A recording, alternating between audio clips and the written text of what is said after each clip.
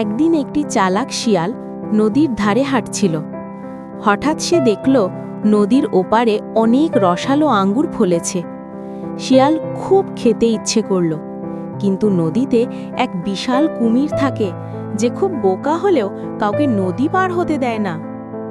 শিয়াল চুপচাপ কুমিরকে ডাকল, কুমির ভাই, রাজা আমাদের গুনতি করছে, কত কুমির আছে সেটা জানলে নাকি তোমাদের পুরস্কার দেবে। বোকা কুমির খুব খুশি হয়, বলল, সত্যি? তাহলে তুমি নদী পেরিয়ে গুনে দেখো। শিয়াল বলল, তাহলে নদীতে এক লাইনে দাঁড়াও। সব কুমির লাইন করে দাঁড়িয়ে পড়ল। শিয়াল একে একে লাফ দিয়ে তাদের পিঠে হাঁটতে লাগলো। 1, 2, 3। শেষ কুমিরের পিঠ থেকে লাফ মেরে শিয়াল নদীর ওপারে চলে গেল। তারপর ফল খেতে খেতে বলল, ধন্যবাদ বোকা কুমির ভাই, আমি শুধু বুদ্ধি ব্যবহার করেছি। কুমির বুঝল যে তাকে ঠগানো হয়েছে, কিন্তু আর কিছু করার ছিল না। বুদ্ধি আর পরিকল্পনা শক্তির থেকেও বেশি গুরুত্বপূর্ণ।